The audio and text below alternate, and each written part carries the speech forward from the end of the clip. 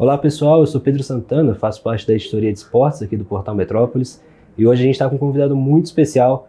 A gente está aqui hoje com o Ivan, ele que é porta-voz e um dos CEOs aí da WSL, a Liga Mundial de Surf.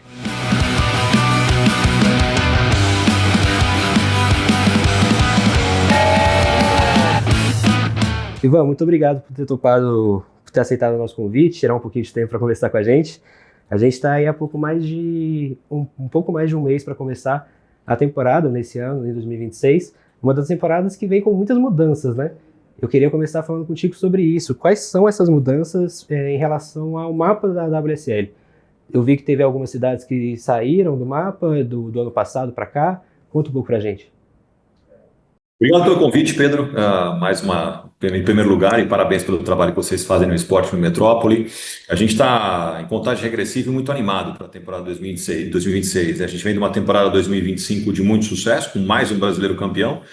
O Iago Dora é o oitavo título do Brasil, o quinto atleta diferente a conquistar um título mundial para o Brasil nos últimas 11 temporadas, um domínio absoluto, esses 8 títulos, né, que foram conquistados, e isso obviamente traz uma grande expectativa que vai ser esse ano. A gente teve uma mudança no formato, um formato que passa a ser de pontos corridos e menos de eliminatório, com aquele formato do Finals que a gente teve nos últimos anos. A final volta para o Avaí, o que também é bastante interessante. O Avaí estava começando o calendário nos últimos anos, agora ele volta para ser a etapa final, a meca do surf mundial. Tem a volta do Gabriel Medina, o que é também uma grande notícia. Na temporada de 2025 ele acabou se lesionando, ainda nos treinamentos preparatórios para a temporada ele acabou se lesionando, o que foi uma pena, mas esse ano ele volta com tudo. Tá super preparado e animado aí para voltar a competir. A disputa vai ser grande. Tem o Iago, atual campeão, tem o Ítalo, tem o Felipe, tem obviamente todos os outros surfistas estrangeiros, os outros brasileiros também querendo morder o título. E uma mudança super interessante que a gente fez é a adição dessa etapa da Nova Zelândia, que é uma onda de esquerda ao circuito mundial. A Nova Zelândia que não tinha feito parte ainda do Championship Tour, que é a elite do surf mundial, e passa a fazer parte agora, o que é algo, uma novidade para os fãs, uma novidade para os surfistas e um pouco dessa característica da WSL de descobrir as melhores ondas do mundo e levar os surfistas e testar os surfistas, os melhores atletas do mundo para surfar nessas ondas. Obviamente, todas as vezes que a gente vai para um lugar diferente, a gente está levando desenvolvimento econômico, está levando destino, né, a atenção do destino turístico e expandindo os fãs da liga pelo mundo todo. Legal. A gente vai destrinchar muito sobre isso aqui no nosso papo, mas eu queria focar agora nesse primeiro momento naquilo que você comentou sobre essa mudança no critério da pontuação da WSL, que vai deixar de ser o Finals e vai voltar a ser pontos corridos, como já foi antigamente, né? Você pode explicar um pouco melhor como que vai funcionar esse quesito? Sim, a gente tem uma característica também interessante. A gente passa a ter 20, quando a gente tinha 18 atletas no feminino, né, 18 mulheres competindo, e passam a ser 24 também, ou seja, mais 36 homens. A gente vai para 60 atletas competindo no Championship Tour. Basicamente, até o ano passado, a gente tinha um corte que a gente falava. Então, corriam 5 etapas ou 7 etapas, tinha um corte, saía, eram eliminadas, como se fosse um playoff, né? Saía uma parte dos surfistas e só continuava para essa segunda parte da temporada um número menor de surfistas que ia disputar, e para a final só iam os 5 melhores homens e as 5 melhores mulheres. Esse formato ele mudou para basicamente um calendário de pontos corridos. Existe lá no final do calendário uma mudança, uma eliminatória, mas mais para o final do calendário, sem o corte, que era um temor grande, obviamente, né, dos surfistas. Um formato que funcionou durante esses 5 anos, mas que agora, por uma questão de evolução, a gente trouxe o formato de pontos corridos, e com isso foi capaz de trazer a final novamente para o Avaí, que era um pedido grande dos fãs. O Avaí ele começava o calendário, pipeline, né? E agora ele passa a terminar o calendário. Então, acho que essas mudanças, parte dos fãs nos pedia, os surfistas também nos pediam, e a gente, óbvio, foi evoluindo, aprimorando essa ideia até chegar nessa conclusão que era um caminho para se apostar em 2026, e assim será. Todo mundo muito animado aqui. Isso fez com que a temporada começasse dessa vez em abril, e não em janeiro, como tem sido nos anos anteriores, e agora marcando quase um mês aí de contagem regressiva. E na sua visão, Ivan, você acha que esse formato de pontos corridos deixa mais competitivo durante a temporada? Eu acho que cria um tipo de emoção diferente, competitivo sem dúvida nenhuma. Cada surfista tem uma especialidade, né? É normal, as ondas que o circuito mundial propicia são as melhores ondas do mundo. Obviamente, as melhores zonas do mundo também têm suas condições. Cada dia que o evento está acontecendo, ela tem suas condições, perfeitas, não tão perfeitas. Então, a gente visita lugares onde estão as ondas perfeitas, mas a grande verdade é que existem diversas condições. Então, cada surfista se adapta melhor a um tipo de surf. Tem um surfista que é mais especialista em manobras que a gente chama de inovadoras e progressivas, tem outro surfista que tem um surf mais clássico. Cada surfista tem uma certa adaptação. O que o circuito mundial propicia são tipos de ondas diferentes, da maneira mais equilibrada possível, para que esses surfistas possam se mostrar e aquele que for o mais regular possa de fato se sagrar o campeão e a campeã mundial. Então, nesse aspecto, sem dúvida nenhuma, se torna muito competitivo e emoção etapa a etapa. Legal, você falou do Medina, e, enfim, todo mundo sabe a potência que o Brasil é no surf, né? Queria que a gente falasse um pouco desse retorno do Medina agora para a WSL. Ele teve uma lesão bem feia, né, no início de janeiro do ano passado, que, enfim, estava começando a temporada em janeiro, né? E como que vocês, da Liga, avaliam esse retorno do Medina?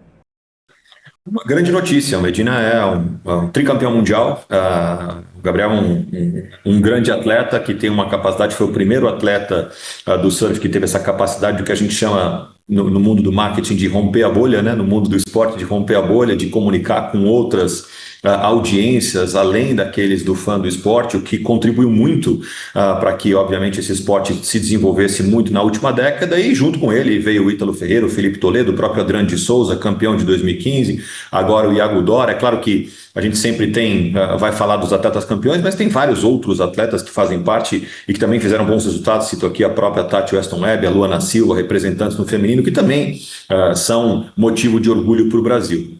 Acho que o Gabriel ele tem essa característica de chamar muita atenção e sempre ser um competidor voraz, né? Quando o Gabriel está competindo, ele tem sempre a chance de vencer e sempre a chance de vencer praticamente em qualquer onda. Não tem nenhuma onda que você fale, essa onda o Gabriel não sabe surfar. Todas as ondas o Gabriel sabe surfar, me parece um especialista em todas. O que obviamente cria uma atenção bastante grande, uma expectativa bastante grande de mais uma vez. É verdade também que o Gabriel, a última vez que ele ganhou o título, depois já tivemos títulos do Felipe Toledo, já tivemos títulos do Iago Dora, já tivemos a medalha do Ítalo Ferreira. Esses três, eu posso garantir para você que eles vão fazer de tudo para não deixar o Gabriel ganhar, sem dúvida nenhuma. E eles querem também acumular títulos, assim como o Gabriel já acumulou esses três. Então, acho que o Gabriel está se preparando muito, inclusive vai fazer um evento celebrativo, de celebração aqui com os outros surfistas da WSL no Beyond, nos próximos dias, um evento de piscina de ondas para celebrar essa contagem regressiva para a chegada ao Championship Tour. Acho que vai ser muito legal e, óbvio, aqui a gente tem uma expectativa grande do que é essa competitividade dos brasileiros entre si, que são muito amigos fora da água, mas que dentro da água o bicho pega. Eu tenho uma memória bem fresca assim, na minha cabeça de brasileiros disputando a final da WSL, assim, dividindo pódio e tal. O que você espera dos brasileiros para essa temporada, além do Medina? Eu acho que, é óbvio, o atual campeão mundial, Iago Dora. O Iago sempre foi um grande surfista, todo mundo que trabalha com isso e a gente que acompanha sabe que um dia ia chegar o momento dele, e chegou, e a gente está muito feliz por isso. Então, sem dúvida nenhuma, brasileiros no pódio é algo que a gente vai ver muito nessa temporada, mas é também importante dizer que os surfistas, os americanos, os australianos, eles não estão parados. Eles também estão evoluindo, né? Então a gente tem o Griffin Colapinto, que todo ano evolui e está chegando mais perto. A gente tem o Ethan Ewing, que todo ano evolui e também incomoda e várias vezes elimina brasileiros nas baterias. A gente tem o George Smith, um atleta um pouco mais veterano, vamos dizer assim, maduro, mas ainda assim competindo pelas primeiras posições.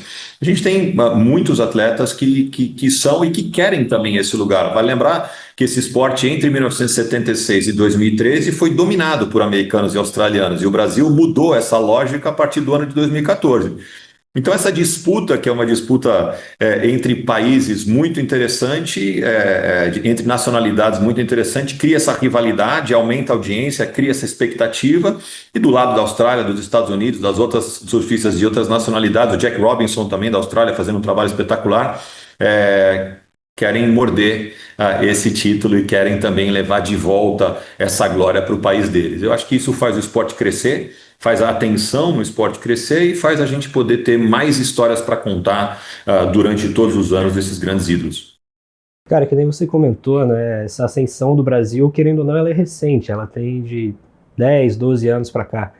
E num país que a gente tem o futebol como principal esporte aqui dentro, a gente vê quando chega Olimpíadas, quando chega uma Copa do Mundo, tanto que o Brasil tem destaque também em outros esportes. Queria escutar de você como que você enxerga esse momento de ascensão do Brasil. Eu vejo muito, principalmente Saquarema, que enfim recebe a prova aqui no Brasil. Cada vez mais cedo, os jovens estão ganhando esse amor pelo surf, colocando o surf como iniciação esportiva. Queria que você comentasse um pouco sobre isso, sobre esse momento.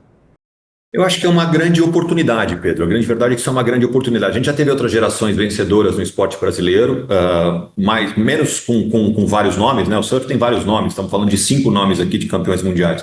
Mas a gente já teve outras gerações vencedoras em outras modalidades, outros esportes brasileiros, que não necessariamente tiveram sucessão e não necessariamente aproveitaram esse momento para elevar o esporte para efetivamente um outro nível, né? A gente está vendo de novo agora, depois da era do Guga, a era do João Fonseca e da Bia no tênis, e essa atenção toda que o tênis voltou a ter, né? O tênis sempre foi um esporte muito praticado, muito prestigioso, mas olha como o João e a Bia estão conseguindo trazer de novo uma atenção gigantesca para o tênis. No nosso caso, a gente vê como oportunidade e a gente vê as conquistas como começo e não como fim, né? Então, as conquistas, elas chamam a atenção das pessoas. Como que a gente consegue dar continuidade e manter a frequência dessa atenção e não que seja uma febre que a gente fala, né, que dá e passa, porque febre dá e passa. Então a gente não quer fazer febre, a gente quer que seja algo perene, que seja contínuo. E para isso a gente tem estratégias.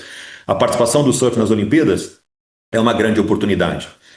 Os títulos, obviamente, chamam a atenção, mas a participação nas Olimpíadas, as medalhas são uma grande oportunidade, chamam a atenção. As piscinas de onda chamam a atenção.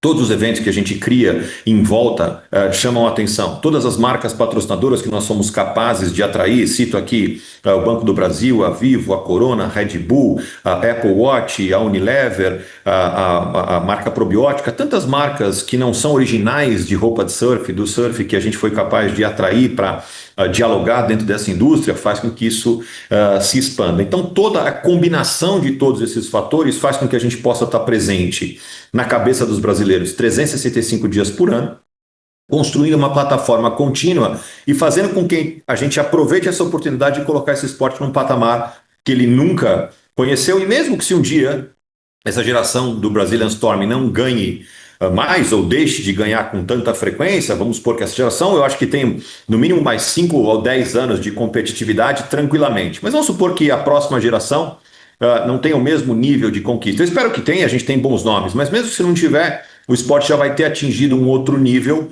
capaz de se manter relevante no país, que até então a gente falava que era do futebol, a gente fala hoje que é o país do surf. Ivan, eu queria aproveitar o gancho que você falou sobre as Olimpíadas. O surf ele entrou definitivamente no mapa de esporte ali das Olimpíadas, né? E acaba que a WSL ainda segue sendo a maior liga de surf do mundo, mas eu queria escutar de você como que foi essa inserção do surf nas Olimpíadas e o quanto que isso tem impacto nos atletas também. A gente viu o Medina fazendo história e, enfim, como que tem sido essa inserção do surf nas Olimpíadas, como que os atletas enxergam isso? Acho que um reconhecimento merecido para um esporte espetacular, né? Assim, eu acho que o Ítalo ganhou em 2021, primeira medalha de ouro, então o Ítalo é o primeiro medalhista da história. Aí depois o Gabriel ganhou, o Ítalo ganhou ouro, depois em Paris, né, Tahiti, o Gabriel ganhou o bronze e a Tati ganhou a prata. São 3 medalhas em 2 Olimpíadas, que é também um número bastante interessante. Acho que a Olimpíada, sem dúvida nenhuma, é o maior palco do esporte mundial.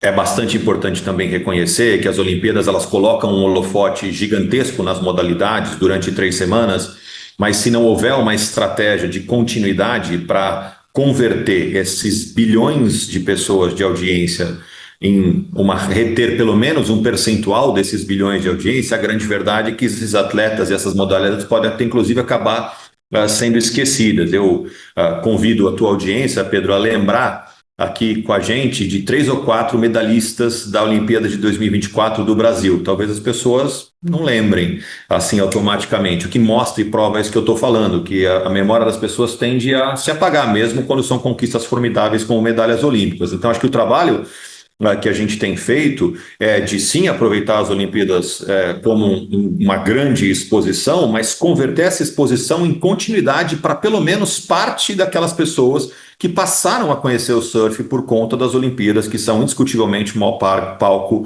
olímpico do esporte, né? O maior palco do esporte, o maior holofote que o esporte pode ter.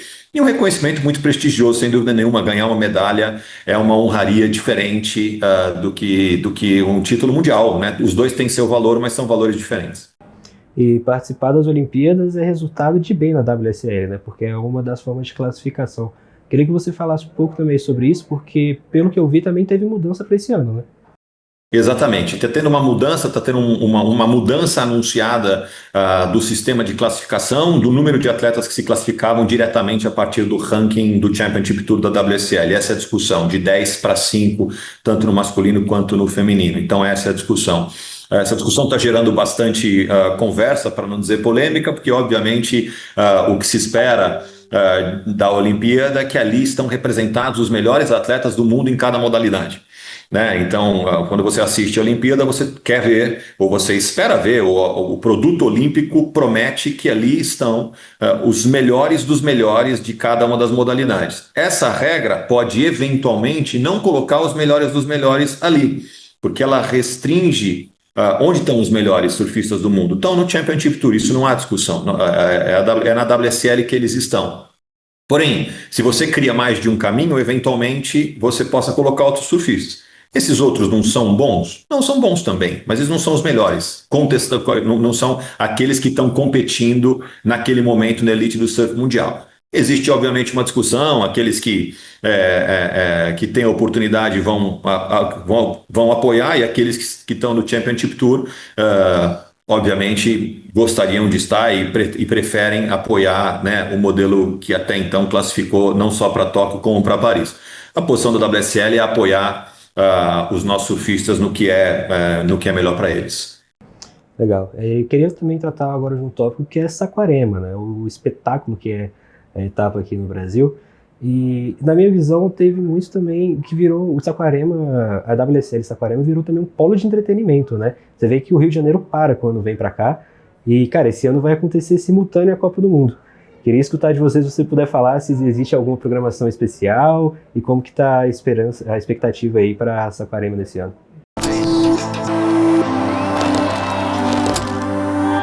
Estamos de volta ao Brasil, em frente a essa multidão e uma energia incomparável. Thank you, Brazil, too. I fucking love this place. Esse evento entrou para a história como o maior Rio Regional de todos os tempos.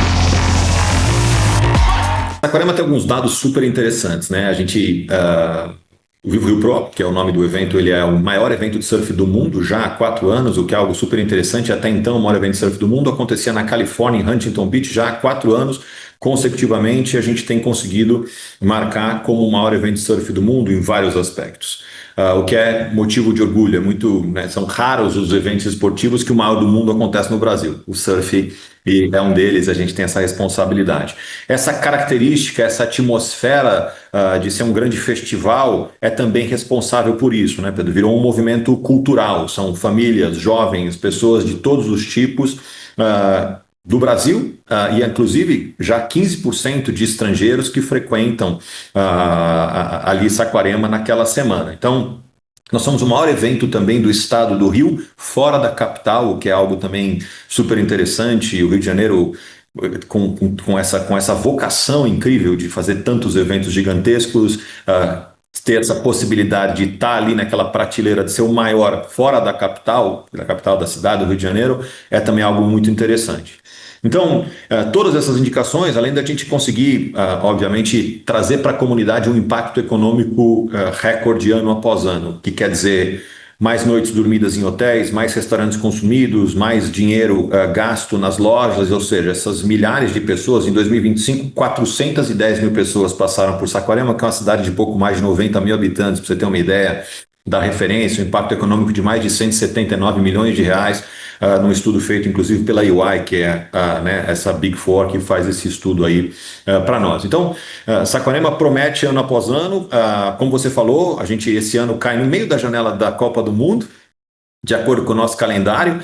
Isso não é um problema para nós. O brasileiro vai torcer pelo Brasil, vai torcer pelo Brazilian Storm, ou seja, é um momento de torcer pelo Brasil, seja no futebol, seja no surf. A gente está achando isso uma grande oportunidade. E já no ano passado a gente fez um experimento de transmitir ao vivo na praia os jogos da Copa do Mundo de Clubes da FIFA. Também foi algo super inovador e interessante. Então a gente também está estudando de fazer essa transmissão dos jogos da Copa do Mundo lá durante a etapa que a gente tiver. Não briga no horário, porque os jogos são mais à noite, né? Os jogos, pelo menos os jogos do Brasil, acontecem no período da noite, quando o evento já tiver terminado. Nosso evento normalmente começa às 7h30 da manhã, vai até às 5 da tarde. Os jogos do Brasil, pelo menos da primeira fase, acontecem entre 7h30, 9 e 10 da noite, ou seja, não é um problema. Todo mundo vai estar com o espírito e na vibe de torcer pelo Brasil, de dia pelo surf, de noite pelo futebol, e tomara que a gente possa ser feliz e ganhar os dois. Tomara. E Ivan, ainda falando sobre Saquarema, a gente sabe o calor que o povo brasileiro tem, seja pelo futebol, seja pelo surf, seja por qualquer esporte. A gente viu durante a semana o Lucas Pinheiro ganhando a medalha de ouro lá na Itália, com torcida brasileira, enfim. Queria escutar de você também se você percebe isso nos atletas brasileiros, que jogar em casa é sempre muito bom, mas você sente que eles também absorvem esse calor melhor do que em outros lugares, e como que é para esses atletas disputarem aqui em Saquarema? Eu acho que é uma dupla felicidade. A primeira é porque esses atletas eles competem muito longe e nem sempre levam suas famílias. Então eles passam um ano viajando, né? Eles viajam de um lugar para outro, terminam uma etapa, eles já vão para próximo destino e já começam a treinar, né? Já estão no próximo. Então passam um ano com a mala e com a prancha debaixo do braço. Essa é que é a grande verdade.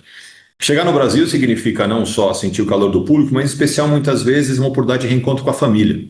Então a gente vê vários familiares indo lá prestigiar e são pessoas que não necessariamente conseguem viajar ou podem ter disponibilidade de viajar todo ano. Então é um encontro duplamente feliz. É claro que esse empurrão da torcida ajuda muito, né? O brasileiro é muito emocional, né? E coloca para fora essas emoções que ajudam muito a empurrar. E a gente tem, na grande maioria dos anos, no ano passado o Cole Hausmann ganhou a etapa do Vivo Rio Pro, mas até então brasileiros é quem tinham ganho, né? E sempre os brasileiros conseguem fazer boa performance empurrados pela torcida. Costuma ajudar muito e essa festa é muito diferente do que acontece em outras etapas, essa que é a verdade, isso é bastante único do Brasil. Nas outras etapas eles não veem isso, gostam muito, inclusive os atletas estrangeiros, que alguns no começo, nos primeiros anos que vinham, ficavam um pouco assustados, não estão acostumados a lidar com aquilo, mas é diferente um pouco do futebol, que a torcida adversária ela é uma torcida que faz pressão contrária. Acho que a torcida do surf ela tem uma atmosfera mais festiva e de apoio. É claro que vai torcer por brasileiros, mas também tem a simpatia desses surfistas estrangeiros que caem no gosto do público. O Jack Robinson, por exemplo, é casado com uma brasileira, tem um filho, então, meio brasileiro, meio australiano, fala português, é um surfista que é super festejado e a gente vê lá ele sendo super festejado todas as vezes que ele entra na água. É claro que se ele estiver competindo com o brasileiro, a turma vai torcer pelo brasileiro, mas mesmo assim ele se sente bem, anda na cidade, é festejado pelas pessoas. Então não é hostil, eu diria, o comportamento da torcida. É um comportamento carinhoso, obviamente, daquele que prefere torcer pelo Brasil, mas a gente vê que os surfistas se sentem muito à vontade nessa atmosfera e admirados também de como que é o jeito brasileiro de torcer. É exatamente isso que eu ia te perguntar, como que era essa reação dos adversários, mas tá respondido. Queria tocar em outro assunto com você também, eu não sei como que é o seu contato direto com os atletas, mas se você puder falar como que eles estão se preparando agora para a WSL, faltando um mês para essa temporada, como que tá a ansiedade deles e enfim. A ansiedade aumenta, na verdade, todos os anos, várias transformações, né? Eu acho que o próprio Ítalo que virou pai, vai ser o primeiro ano que ele vai viajar agora sendo pai, então a vida vai passando e situações vão acontecendo. Eu acho que faz parte dessa dinâmica, né? O que é muito interessante. O CT desse ano ele promete ser o mais competitivo de todos os tempos. Tá todo mundo, obviamente, muito concentrado em fazer um bom trabalho. O que eu tenho visto é um enfoque muito grande no preparo físico, né? O preparo físico e esse preparo que já começou há vários meses. Tenho visto também muito treinamento em piscina de onda, o que é bastante interessante, porque a piscina de onda, diferente do mar, ela consegue ter ondas infinitas do ponto de vista de repetição. Isso faz com que você consiga aprimorar o detalhe do movimento, né? Algo que no mar você dependeria talvez de ficar horas para conseguir surfar uma quantidade X de ondas e sempre ondas diferentes, né?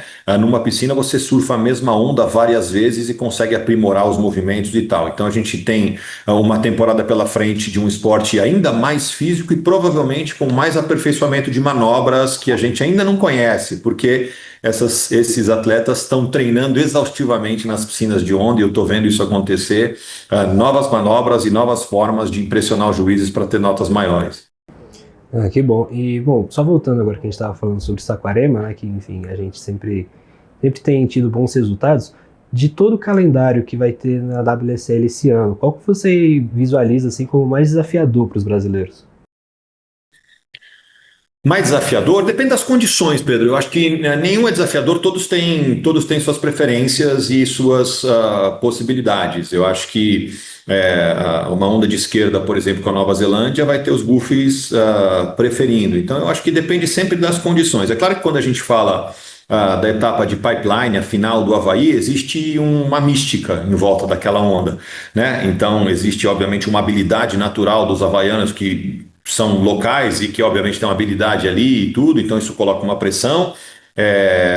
Então essa etapa, por ser a final, eu acho que traz consigo aí uma responsabilidade grande. Eu acho que ganhar o Havaí é ganhar um Grand Slam para a carreira de um surfista, né? Ainda que ele não seja campeão mundial, se ele ganhar o Havaí, ele nunca se esquece. Então acho que essa etapa em específico tem uma pressão grande, mas eu não vejo nenhum atleta brasileiro que não tenha habilidade de surfar ondas grandes desse jeito e com a característica do Havaí. Acho que depende sempre das condições. As condições perfeitas, acho que tem espetáculo para todo mundo. As condições não necessariamente são perfeitas naquele dia, aí é o surfista que tiver a capacidade de tirar o melhor resultado dentro das condições que se apresentarem. Isso faz parte do surf, né? Nem sempre a gente vai ter condições perfeitas. A gente viu no Tahiti, nas Olimpíadas do Gabriel, inclusive, naquele momento ali, no caso do Gabriel no Tahiti, não vieram as ondas justamente naqueles minutos, o que foi algo bastante curioso, mas se viesse a onda, a gente sabia que muito provavelmente o Gabriel ia conseguir surfar e ia conseguir fazer a nota. Então, característica do esporte, o que traz também essa componente da expectativa. Bom, Ivan, acho que está agora tudo muito bem explicado, faltando aí um mês para o início da WSL. Queria só para a gente fechar que você apontasse, assim, na sua visão, quais são os principais destaques, tanto do Brasil como de outros atletas estrangeiros, e sua expectativa final, assim, para essa temporada. Eu acho que os destaques, a gente já falou dos nomes, né? Um pouco dos brasileiros, essa disputa, sem dúvida nenhuma, que vai se colocar na água.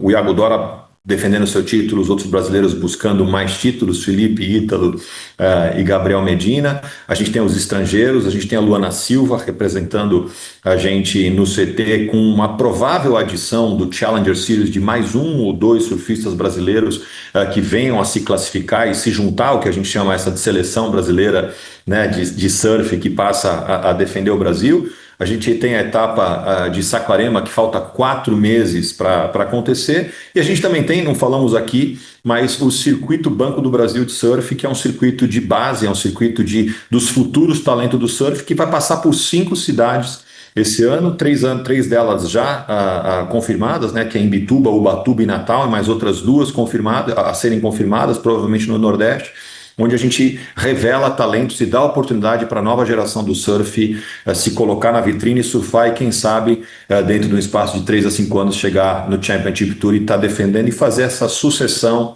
dessa atual geração do Brazilian Storm, que é algo que faz parte da nossa estratégia aqui na região. Perfeito, Ivan. Eu queria agradecer você pelo seu tempo.